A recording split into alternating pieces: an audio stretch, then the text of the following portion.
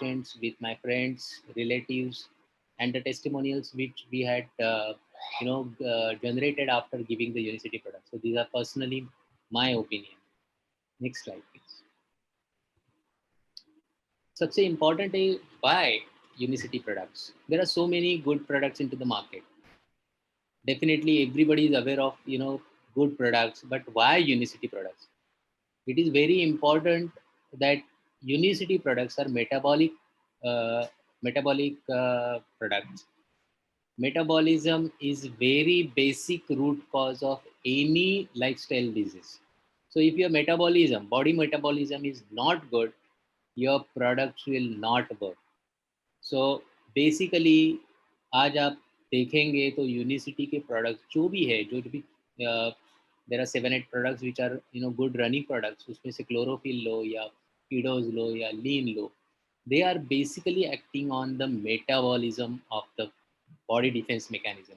So understand the Unicity products and how to control lifestyle disease and related disorders, वो हम लोग देखेंगे. Implementing Unicity products and exercising the protocols which will start change in the metabolism of the health of the user.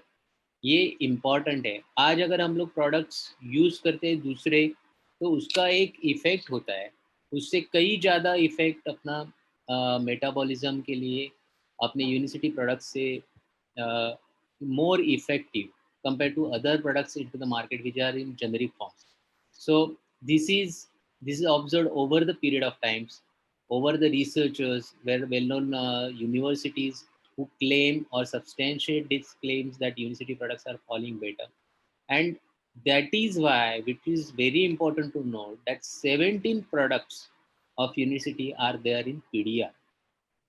PDR is nothing but a physician desk reference in which the product goes after rigorous testing, when there is no side effect, when there is a effectiveness which is studied in different countries, and after that the product gets entry into a PDR. It's a very tough process of 7 years. After 7 years, you get the chance to go into the PDR. So this is a 7 years process where product have to withstand with all the efficacy, no side effects, product quality. So everything is checked by neutral agency from a US FDA, and then they allow this product to enter into the PDR. Now, if you see the PDR, it's the biggest volume. It's that big volume, and there are more than 3,500 synthetic drugs, out of which there are certain products which are omitted also. But if you see the nutritional segment, there are only 35 products, which is a very small supplement. Out of which 35 products, our strength is 70, which is almost 50%, which is very, very important. Next slide.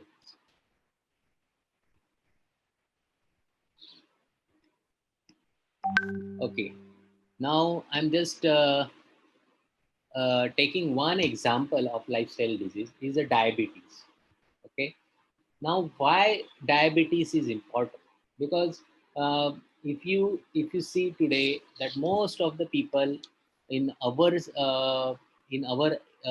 children's age also getting to this insulin resistance. See, सबसे पहले मैं आपको बताना चाहता हूँ कि अगर आपको कुछ इन्फेक्शन हो जाता है, आपने कुछ पानी पूरी सेव पूरी कुछ खा ली, आपके पेट में इन्फेक्शन हो गया, या आपने कुछ बाहर गए कुछ खा लिया तो आपको इन्फेक्शन हो गया. इन्फेक्शन की वजह से पेट खराब हो गया, और पेट खराब होने की वजह से आपको बुखार आता है. So you take a paracetamol. अभी पैरासीटामोल का टैबलेट आपने लिया तो फीवर तो कंट्रोल में आएगा, इन्फेक्शन कंट्रोल में आएगा नहीं. So basically you have to take a antibiotic to take infection into a control. Then आपको पैरासीटामोल लेने की जरूरत नहीं है. सो इन अ सिंपल वे, अगर मैं आपको मेट्रोनिडाजोल का टैबलेट देता हूँ तो आपका पेट का इन्फेक्शन ठीक हो जाएगा और आपको पैरासीटामोल की टैबलेट लेने की ज़रूरत नहीं है. सिमिलरली, अगर आपने डायबिटीज़ के रूट कॉज पे काम किया जो कि इंसुलिन रेजिस्टेंस है, तो आपको डायबिटीज़ की दवा लेने की ज़रूरत नहीं है. एकदम सिंपल है. तो अभी इसके इसके लिए अगर हम लोग आप देखेंगे कि पहले हम लोग मेटफॉर्मिन लेते हैं, मेटफॉर्मिन से गोलियाँ शुरू हो जाती है, फिर उसमें ग्लिमिप्राइड ऐड हो जाता है, फिर उसके अंदर सिटाग्लिप्टिन ऐड हो जाता है, ग्लिक्लाजाइड ऐड हो जाता है, आस्ते-आस्ते हायर पियोग्लूटाज़ोन वगैरह ऐड हो जाता है, देन कैनाग्लुफोज़िन वगैरह जैसे मॉलिक्यूल्स ऐड हो जाते हैं। Slowly you end up in getting to insulin resistance and you start insulin. अभी there are products which are अभी इंसुलिन का 10 यूनिट, फिर 30 यूनिट, फिर 40 यूनिट। सो इंसुलिन भी बढ़ते जाता है, बट शुगर कंट्रोल हो रही है क्या? नहीं। सो बेसिकली आपको ये देखना है कि आपका इंसुलिन रेजिस्टेंस है, उसको आप ठीक करो। अगर आप इंसुलिन रेजिस्टेंस ठीक करते हो, तो आपको आगे जाके आपको मेटफॉर्मिन या इंसुलिन की ज़रूरत नहीं पड़ती।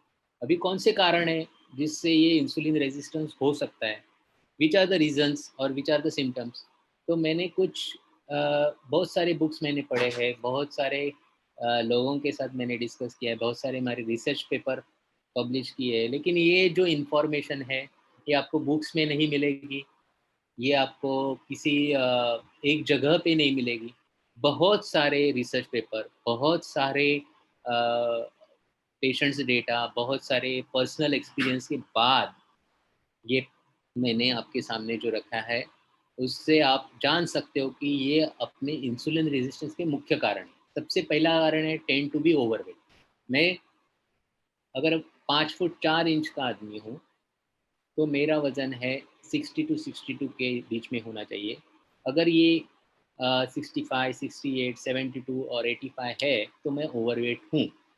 तो एक है कि आपका वज़न बढ़ते ही जा रहा है, बराबर। दूसरा, trouble in losing weight. You do lot of exercise, you do running, you do squatting, you do so many things to lose the weight, drinking water, drinking medicines, everything.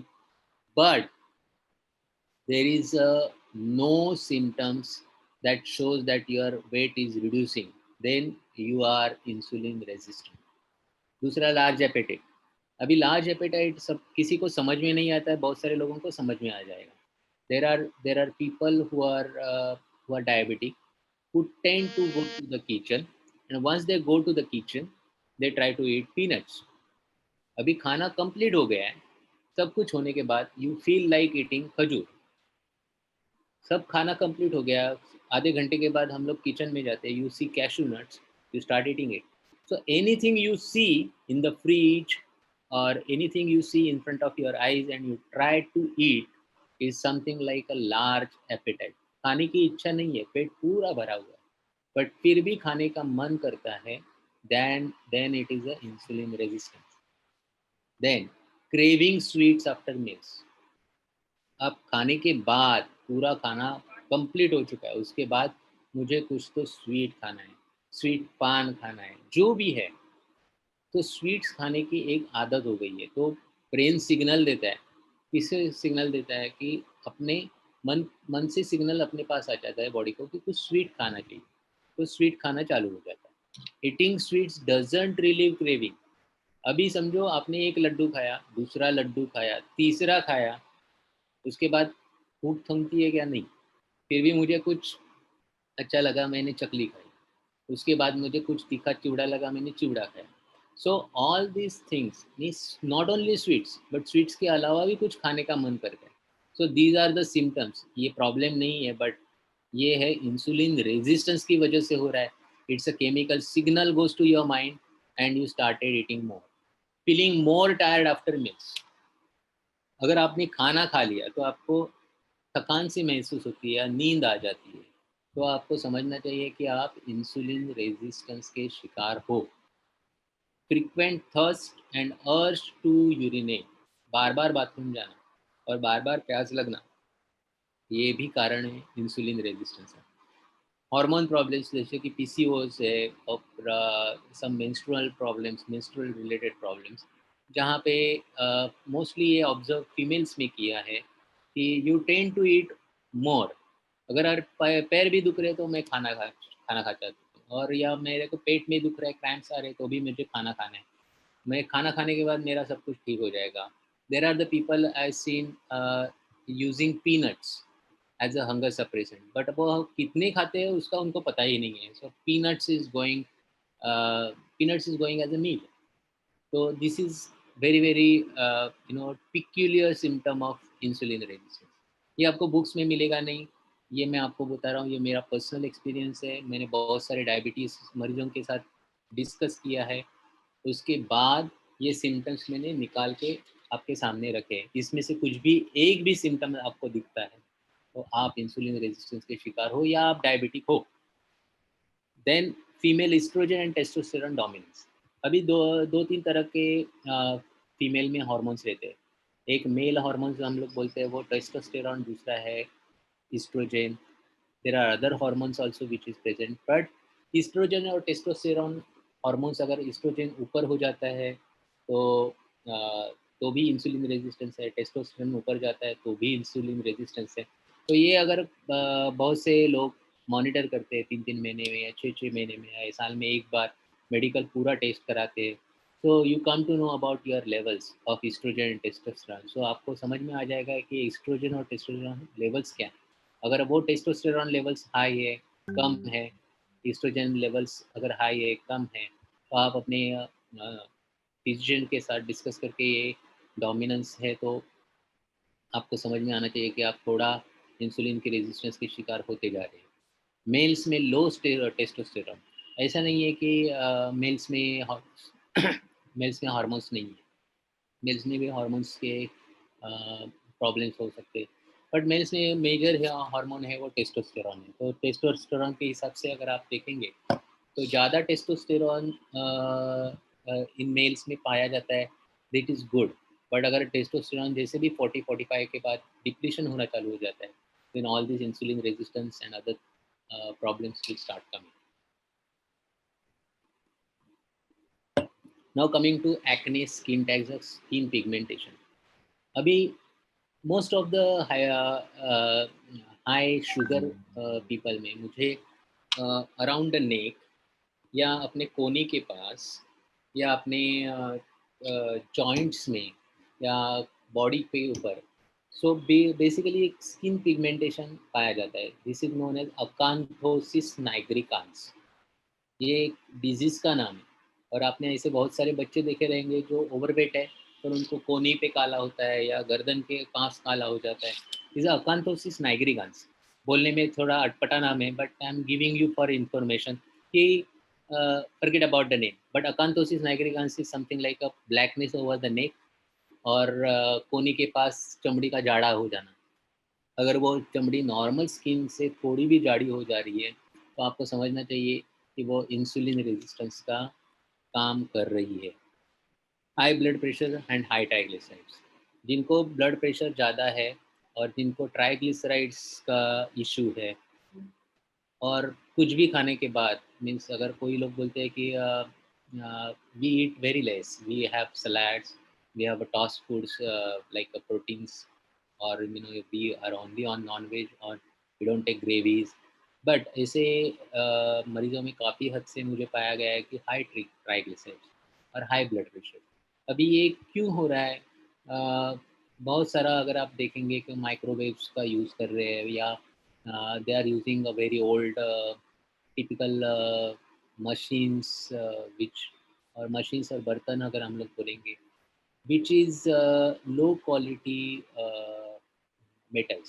अगर आप बोलेंगे कि एसेस या विदाउट एसेस अगर हम लोग बर्तन use कर रहे हैं या स्टेनलेस स्टील में low quality stainless steel use कर रहे हैं तो उसमें से कुछ कुछ metals leach out हो जाते हैं, और that leaching out of metals will give a problem in increasing high blood pressure, increasing high triglycerides, and ये पता भी नहीं चलता. But when they change to earthen pots, आजकल ज़माना है कि मिट्टी के बर्तनों में खाना बनता है. There are people who are using SS pots. So you can see the difference. You can see एक गाजर आप नॉर्मल बर्तन में बॉईल करो और आप एसिस के बर्तन में बॉईल करो, उसका स्वाद अलग हो जाता है. So nutrients definitely create a very big role in definitely in insulin resistance. तो ये मैंने आपको एक 10-12 रेजिस्टेंस के पार्ट्स बताए कि इसमें से कोई भी लक्षण आप में है या कोई भी लक्षण आपके बच्चों में या फैमिली मेंबर्स में दिख रहे हैं, तो ये कारण है कि इंसुलिन रेजिस्टेंस चालू हो गया है, उसको तभी का तभी कंट्रोल करना है।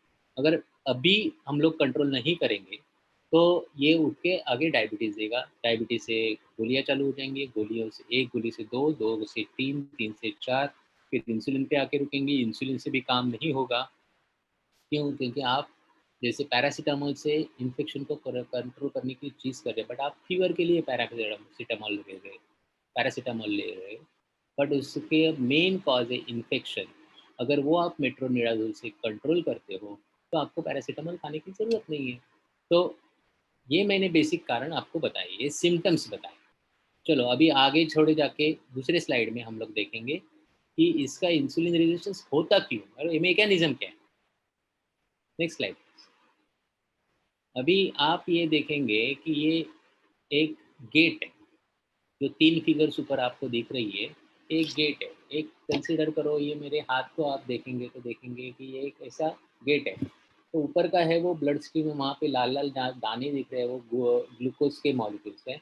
उसमें से एक दाना लिया जाता है, वो दाना पकड़ा जाता है और उसको अंदर छोड़ दिया जाता है। तो ये अंदर है वो सेल वॉल है और ऊपर है वो ब्लड स्ट्रीम है। तो उसके अंदर क्या है, एक गेट है। तो ग्लूकोज़ लिया, ग्लूकोज़ पकड़ लिया और अंदर छोड़ दिया। अभी ये छोड़ दिया, ये क्या है, मसल है, राइट? तो आपका ब्लड से ग्लूकोज़ को मसल में जाना, ये बहुत इम्पोर्टेंट है। अभी दूसरा क्या है कि ग्लूकोज़ से अलग-अलग मेटाबॉलिज़्म से आपका ग्लूकोज़ निकल जाता है। अभी मैं थोड़ा और सिम्प्लीफाई करके बताता हूँ, आप अगले स्लाइड में आपको और अच्छे से समझेगा। Next slide please. तीसरा, अभी आपने ये देखेंगे यहाँ पे 2 फिगर्स हैं।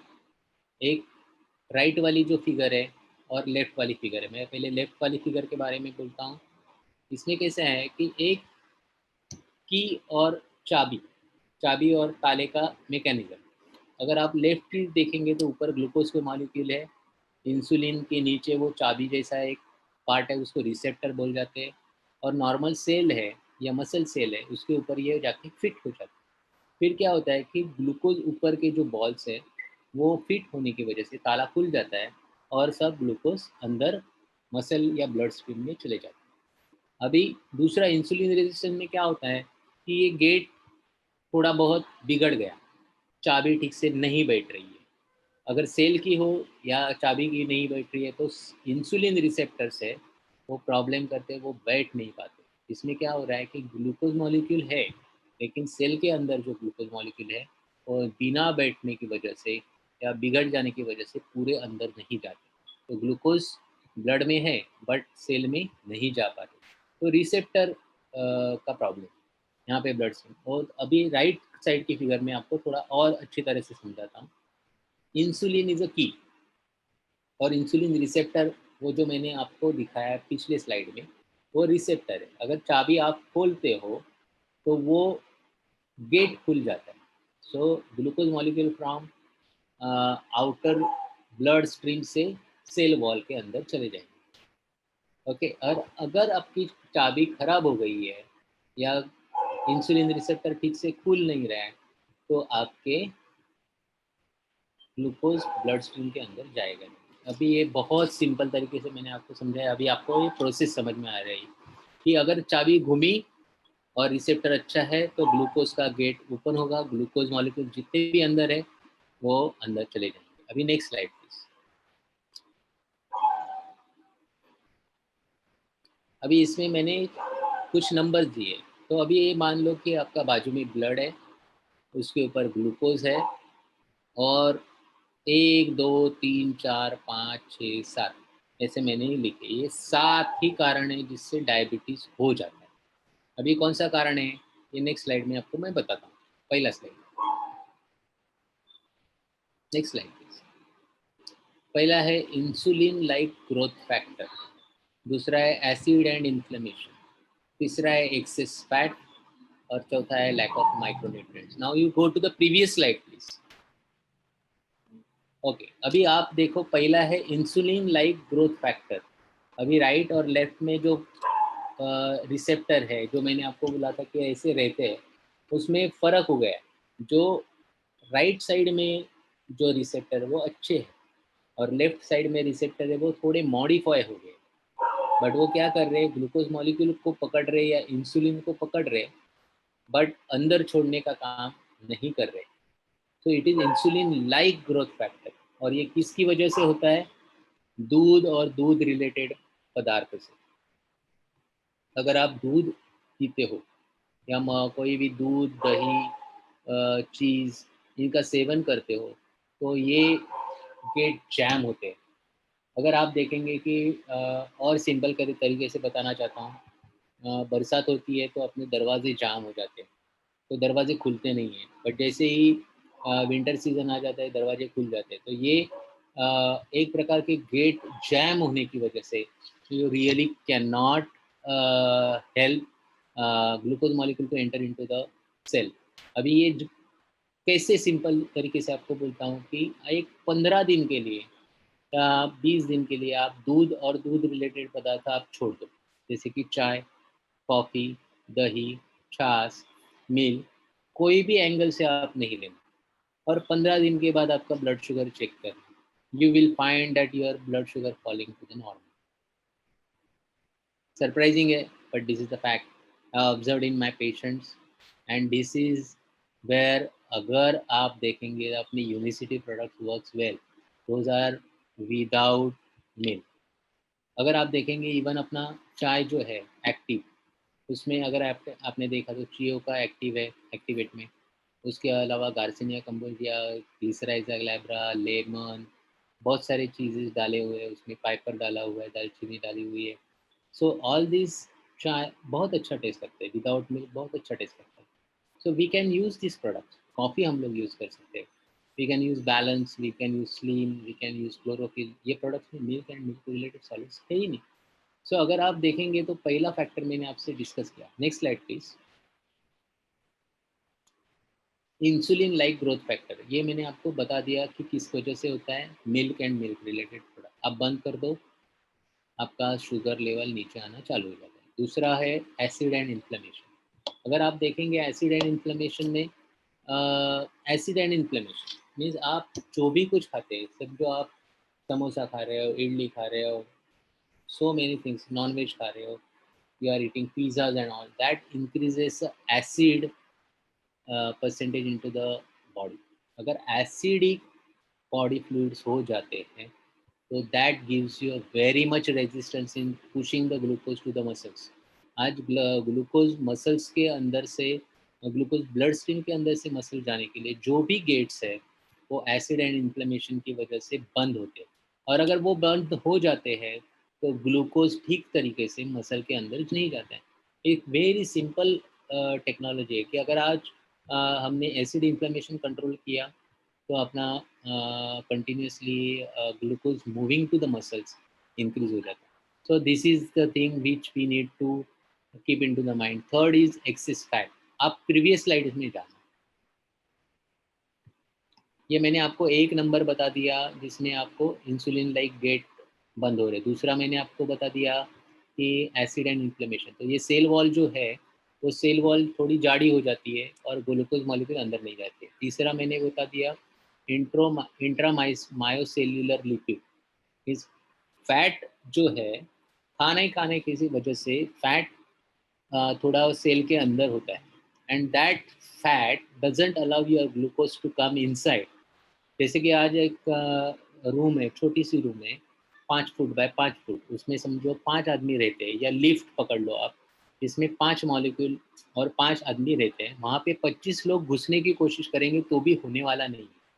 सो ऑलरेडी फैट और fatty people are there inside. तो 2 ही आदमी हैं, वो बहुत फैटी है, और वो आपको अंदर आने नहीं देते। तो आप कितने भी थीन हो, आप कितने भी सक्षम हो, लेकिन पहले से ही वहाँ पे ऑक्यूपाई जगह है, वो आप अंदर जा नहीं सकते। So intracellular fat is a main problem. और आज अगर आप देखेंगे, वेरी सैड टू से, आज फैट में इंडियन मेल्स और Indian females, we always found that fat में they are above the normal level. तो ये एक बहुत साइन ऑफ वरी है, और इसके लिए हमारे 2-3 प्रोडक्ट्स अच्छे हैं, which is balance and slim, which reduces intracellular fats and which reduces LDL. अगर एलडीएल आपका कम हो जाता है, विच इज़ इंट्रासेल्युलर, एंड अगर आपका एचडीएल थोड़ा-सा बढ़ जाता है, तो it is good for your heart. अगर आज एचडीएल बढ़ाने वाला और एलडीएल कम करने वाला ये पहला प्रोडक्ट मैंने ज़िंदगी में मेरे देखा है, because all the statins and other cholesterol lowering or lipid lowering agents, they work only on reducing both LDL and HDL. There is not a single ingredient which in the world, or which in the world medicines I never found that which decreases LDL but increases HDL. ये अपने में products proven है, इनके results है। On internet there are certain certain example, certain research papers, उनमें लिखा हुआ है कि एलडीएल कम हो जाता है और एचडीएल बढ़ जाता है। तो स्लिम और बैलेंस में फंटास्टिक रिजल्ट है, उसमें तो कुछ सवाल ही नहीं है। और ये क्यों होता है? इसमें सिंपल सोल्यूबल और इनसोल्यूबल फाइबर्स का कॉम्बिनेशन है that gives you this effect. क्योंकि आज अगर फाइबर अंदर चले जाते हैं बॉडी सिस्टम में, तो फाइबर के डाइजेशन के लिए इंट्रासेल्युलर फैट खींचना चालू हो जाता है, तो फैट सेल के अंदर से बाहर आना चालू हो जाता है, और इसकी वजह से ये फैट आपको एचडीएल का बढ़ना और एलडीएल का कम होना ये ऑब्जर्व हो जाता है। बट सिंथेटिक मेडिसिन में ऐसे कोई फाइबर जैसी चीज़ें नहीं है। So definitely this products working in a very very effective. अभी next slide please. Lack of micronutrients, अभी ये सबसे इम्पॉर्टेंट चीज़ है। जैसे कि मैंने बहुत सारे लोगों को देखा है कि फॉर विटामिन डी के लिए वो धूप में बैठते उनकी बैक ब्लैक हो जाती है फिर भी वो बैठे रहते हैं। ज़रूरी नहीं है। आपको अगर विटामिन डी लेना है, there are tablets, there are capsules. अपने बहुत सारे प्रोडक्ट्स में विटामिन डी है, विटामिन ई है, विटामिन ए टू जेड्स है, जो भी है विटामिन्स है, और माइक्रो न्यूट्रिएंट्स जिसमें अपने प्रोडक्ट्स बहुत ही मायने हैं। अगर आप अपने प्रोडक्ट्स का कोई भी लेबल देखेंगे एक्सेप्ट क्लोरोफिल, बहुत सारे products fortified with micronutrients except chlorophyll. Chlorophyll is again a wonderful product which I will discuss later. But at this moment micronutrition का आपका जो लेवल है वो बहुत इम्पोर्टेंट है, जो अपने पूरे खाद्य से मिलता था। पहले के ज़माने में गैस नहीं था, चूल्हा नहीं था, people use to eat raw foods और रॉ फ्रूट्स। अगर आप रॉ फूड और रॉ फ्रूट्स खाते हैं तो माइक्रोन्यूट्रिएंट्स मिलते थे। The moment you start cooking those foods, micronutrients disturb होना चालू हो जाते हैं। So earlier the people has you good immunity. पहले तो काफ़ी ज़माने में उनके पास अच्छे अच्छे फिजिकल स्ट्रेंथ थे, they use to work in the fields, raw खाना बहुत ज़्यादा था। So all these things which is not happening now because of the lifestyle. Now we are even keeping one day as a junk food day in a week. This is again an alarming situation to eating a junk food. So lack of macronutrients creates a major role in reducing the diabetes. Next slide please. सबसे important ये दो चीज़ें हैं which is stagnated lymph और lack of muscle strength. अभी पहले हम लोग स्टैग्नेटेड लिम्फ के बारे में बोलते हैं। समझो अपना हार्ट, तो हार्ट से आर्टरीज निकलती है, वो हाथ के इसमें आ जाती है, फिर हाथ से आगे आ जाती है, आगे उसका माइक्रो लेवल में और शाखाएँ उसकी निकलती है, फिर उँगलियों तक एकदम कोशिका वो रहती है। तो there is a blood which is coming from the heart going to the arm, arm से उँगलियों में, उँगलियों से नाखून तक, सब जगह पे ब्लड चला जाता है। अब ये ब्लड जो चला जाता है वो शुद्ध ब्लड, फिर क्या होता है कि एक्सचेंज हो जाता है। जो भी सेल के साथ एक्सचेंज होने के बाद फिर अशुद्ध ब्लड तैयार हो जाता है। अशुद्ध ब्लड फिर वापस एक वेसल में आ जाता है, फिर वेसल से ऊपर ऊपर ऊपर ऊपर ऊपर करके फिर वापस हार्ट में जाता है। तो शुद्ध ब्लड हर जगह पे चला जाता है, अशुद्ध ब्लड वापस हार्ट के अंदर आ जाता है। अगर समझो 100% ब्लड शुद्ध चला जाता है उंगली तक, बट रिटर्न आते वक्त 90-80% आता है, 2% जिस सिस्टम में अटकता है उसको बोलते हैं लिम्फेटिक सिस्टम। बहुत सारे लोगों को इसके बारे में, even I can say medical professional people are not knowing about a lymphatic system, they heard about it, but ये आज मैंने एक्सप्लेन करने के बाद उनको शायद समझ में आ जाया रहेगा कि ये लिम्फेटिक सिस्टम है क्या। ये सिस्टम डेवलप हो जाती है जैसे जैसे आदमी बड़ा हो जाता है। समझो आप बचपन में हो, आप बहुत खेल कूद करते हो तो लिम्फेटिक सिस्टम डेवलप नहीं हो जाता।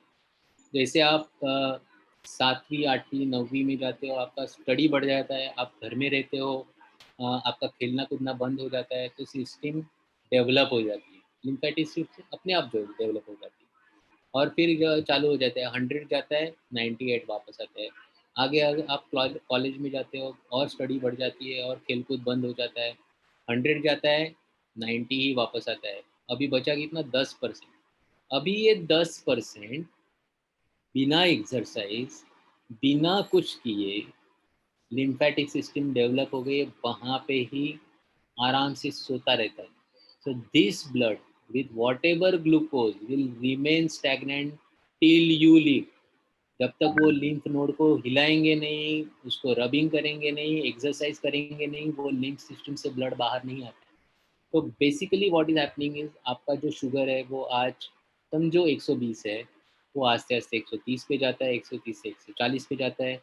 अभी आदमी 40-50 के बाद अच्छा कमाई करते हैं, ही गोज फ्रॉम अ नौकरी टू बिजनेस, और what ever he settled, whatever in his profession he's settled, having a good money, good car, good family, so his exercise levels goes down और lymphatic system goes up to 20-25%। और ये क्यों होता है?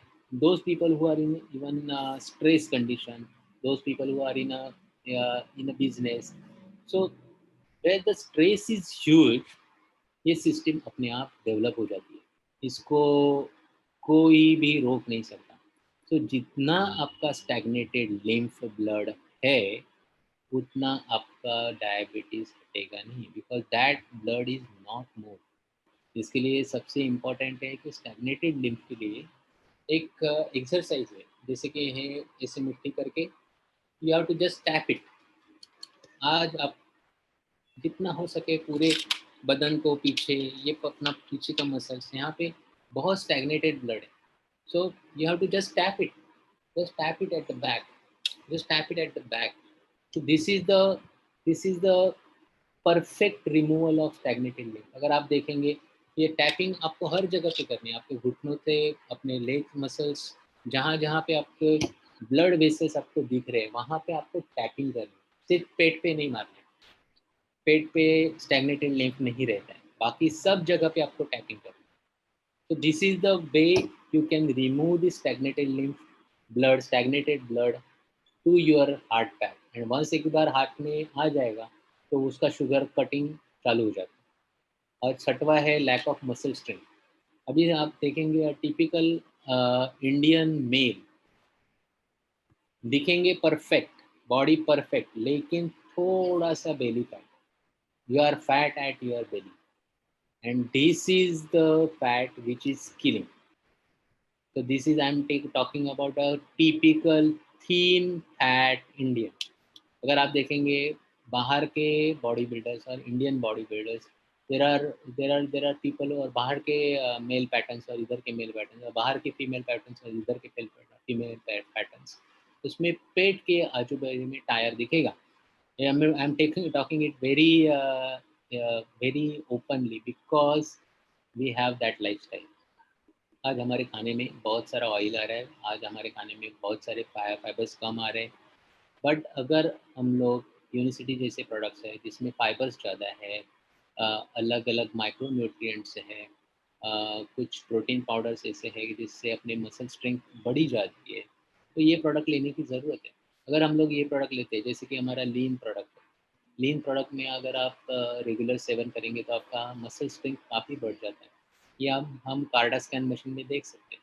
अगर मैंने कार्डा स्कैन मशीन में अपना मसल्स टू विसरल फ्लैट, अगर हम लोग रेशो देखते हैं तो काफ़ी अच्छा इम्प्रूवमेंट हमारे प्रोडक्ट सी ए सेवन के बाद काफ़ी अच्छा इम्प्रूवमेंट हम लोग को दिखाई देता है। तो दिस इज़ वेरी इंपॉर्टेंट। तो ये 2 अलग से मैंने लिए हैं स्पेशली टू अंडरस्टैंड। ये बहुत सारे बुक्स में नहीं मिलेगा, बहुत सारे फिजिशियन के पास भी इसका एक्सप्लेनेशन नहीं है।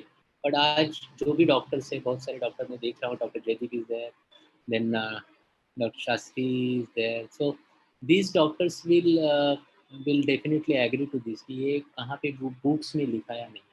So this is the 2 points which I am emphasizing. अगर ये 2 पॉइंट्स के ऊपर भी आप काम करते हो, तो कंप्लीट डायबिटीज़ रिवर्सल पॉसिबल है। Next slide please.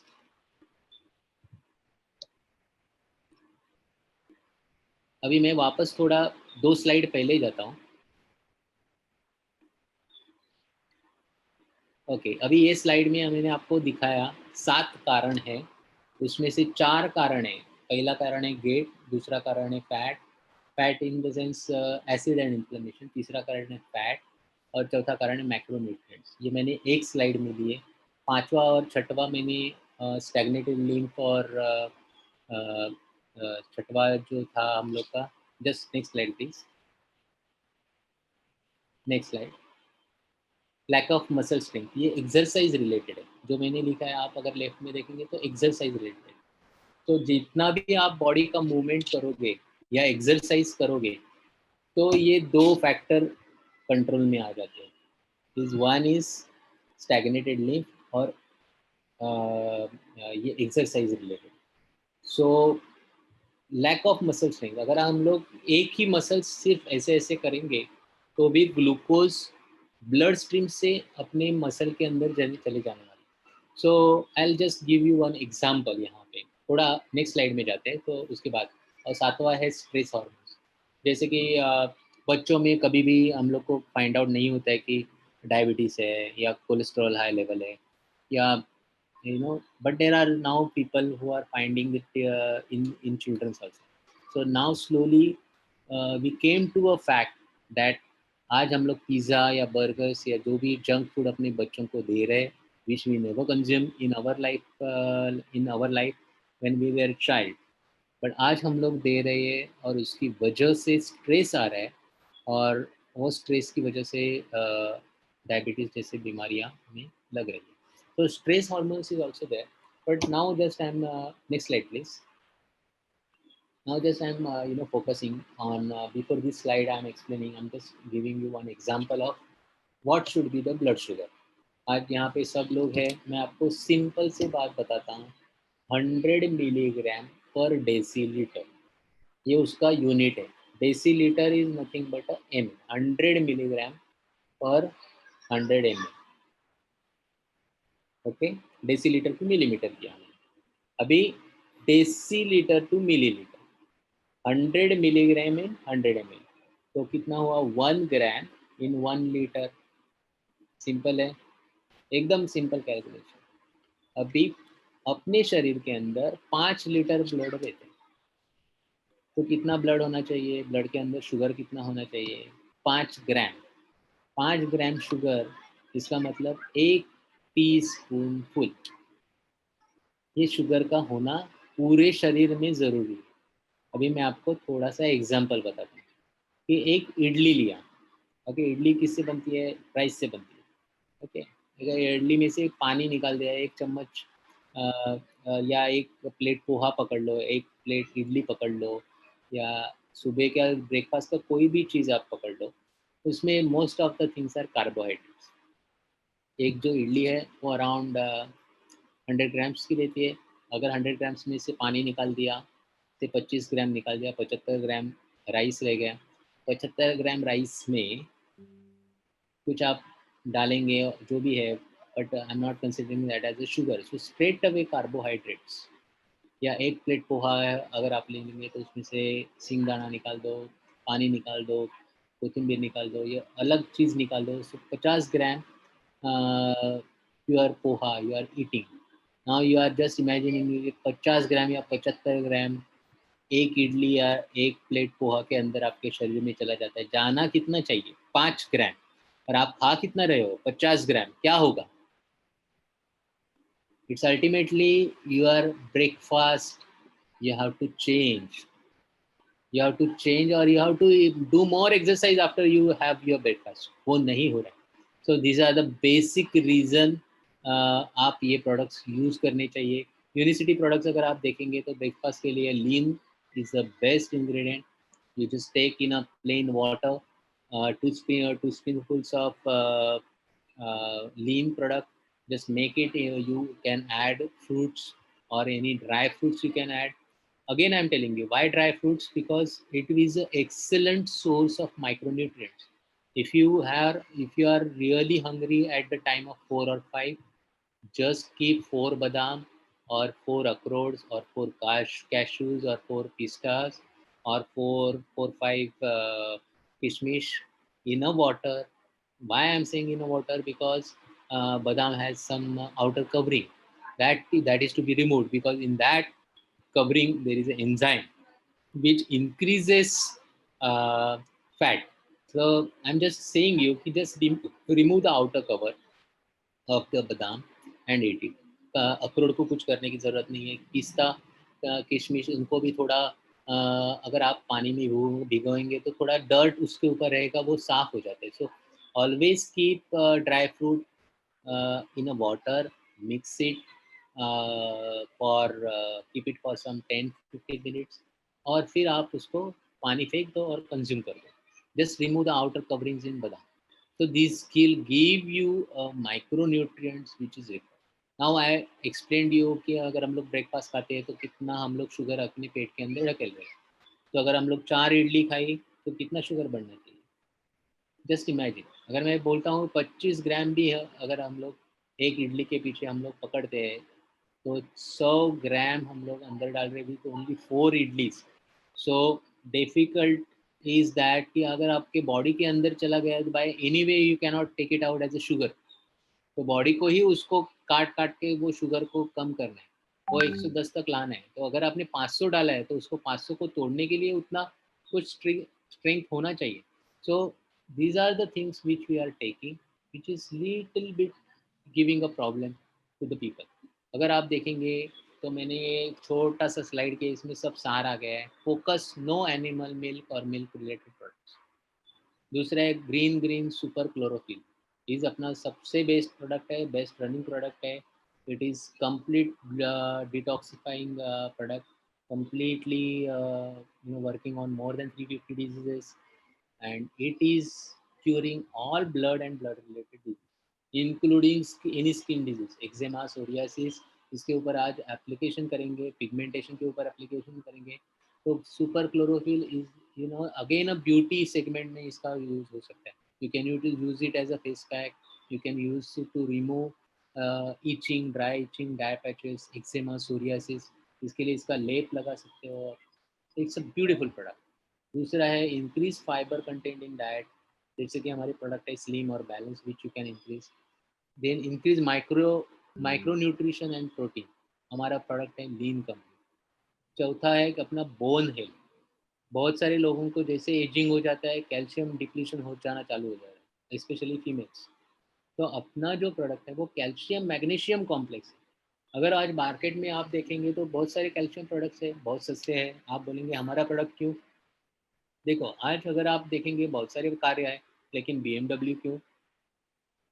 तो एक है कि हमें कुछ अच्छा अपने बॉडी के लिए चाहिए या हमें अच्छा प्रोडक्ट चाहिए, तो वो प्रोडक्ट के लिए थोड़ा पैसा खर्चा करना पड़ेगा. अभी पैसा खर्चा करना पड़ेगा एक बात है, लेकिन प्रोडक्ट का इफेक्ट देखो.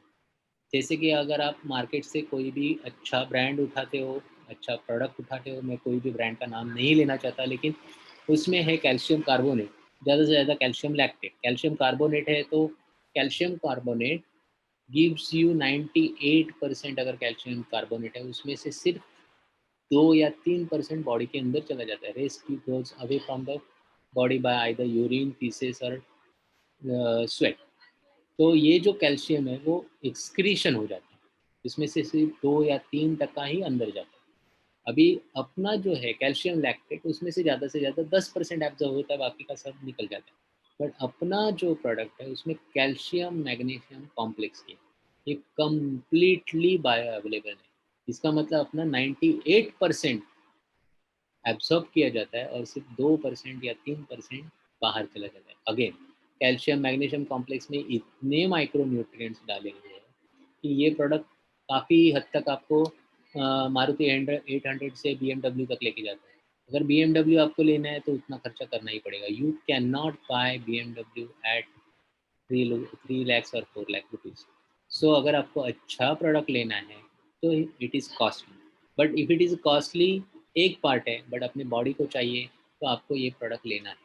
अगर कैल्शियम आप किसी को देते हो जो नॉर्मल कैल्शियम हर रोज़ लेने वाला आदमी है, वो आपको हमेशा बोलेगा कि सर ये प्रोडक्ट में मुझे कुछ ना कुछ तो डिफरेंट लगा, कुछ ना कुछ तो परफेक्ट है कि ये प्रोडक्ट मुझे कुछ तो रिजल्ट दे रहा है। I had seen the people standing on their feet who were not able to stand properly.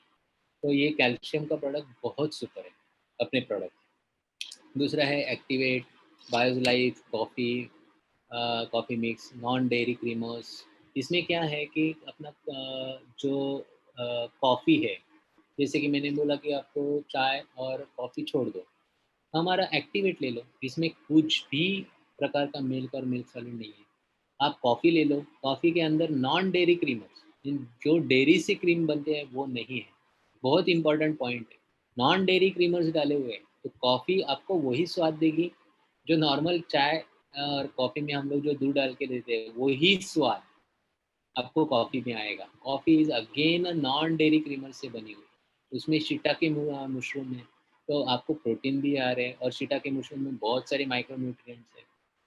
फिर उसके अंदर ग्रीन कॉफ़ी है, कोई भी प्रकार की शुगर ऐड नहीं है, विटामिन्स है और फ्रक्टो ओलिगोसैकराइड्स। अभी अगर ऐसा कॉम्बिनेशन का कॉफ़ी आप समझो, मान लीजिए आप कॉफ़ी डे में भी गए, तो भी ये इंग्रेडिएंट्स वाली कॉफ़ी आपको मिलेगी नहीं। और अब अगर आप देखेंगे कि कोई भी कॉफ़ी शॉप में जाते हैं तो आपका बिल कितना, अराउंड 300, 500, 1000 तक बिल हो जाता है। सपोज़ आपके साथ फ्रेंड्स है तो 2000 तक भी बिल हो जाता है। बट अगर आप बायोज़ लाइफ स्लिम लेके अगर फ्रेंड्स लोगों के साथ बैठ के अगर कॉलेज के या स्कूल के बाहर या घर पे बुला के भी आप उनको देंगे, तो वो आपको बताएँगे कि ये बहुत बढ़िया कॉफ़ी है।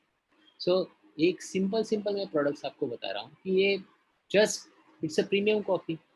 आपको एक सैशे भी आप किसी को गिफ्ट देते हो या 2 सैशे भी आपको गिफ्ट देते हो, he will convert into a customer, because आपका कॉफ़ी का स्वाद बहुत बढ़िया है।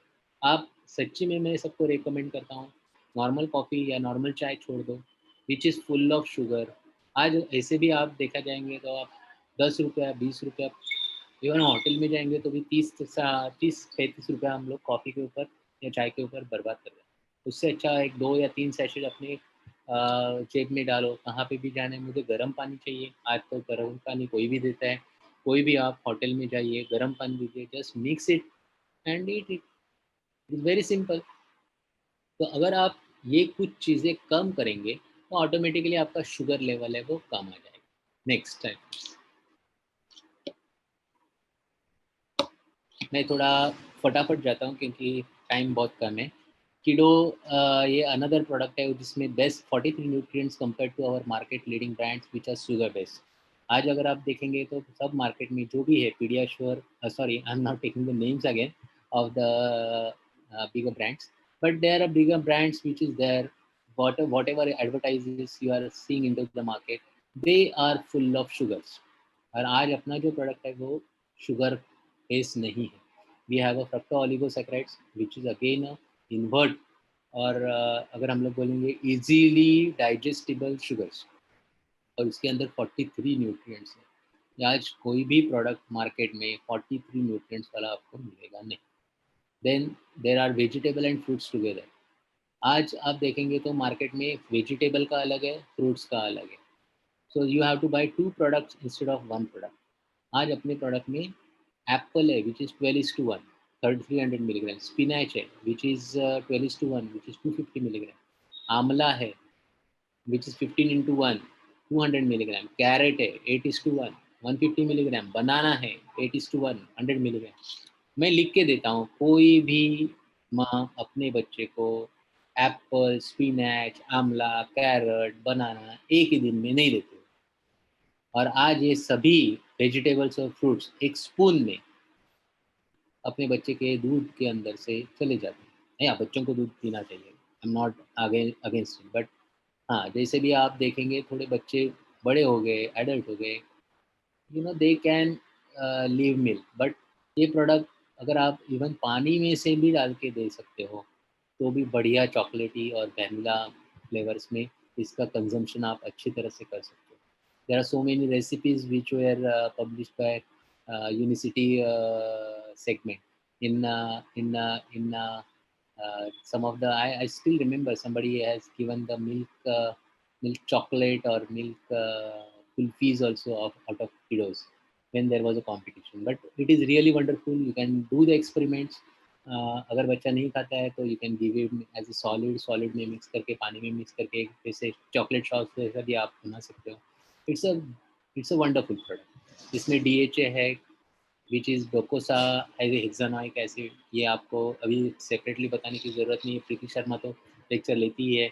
कोलेस्ट्रॉल में जैसे कि दूध जो पहले निकलता है, पहले 3 या 4 दिन में काऊ का जो पहला मिल्क है आफ्टर डिलीवरी, उसको कोलेस्ट्रॉल बोला जाता है। Vitamins, carbohydrates, which is around 30 gram, which is just 6 grams is fructooligoside. तो अपना मार्केट के हिसाब से sugars is almost non existent है। इसके अलावा vitamin A, B 1, B 2, B 3, B 5, B 6, B 12, vitamin C, vitamin D, vitamin E, minerals, folic acid, biotin, choline, inositol, ये इतने micro nutrients along with vegetables and fruits, this product is outstanding, really outstanding. Next time.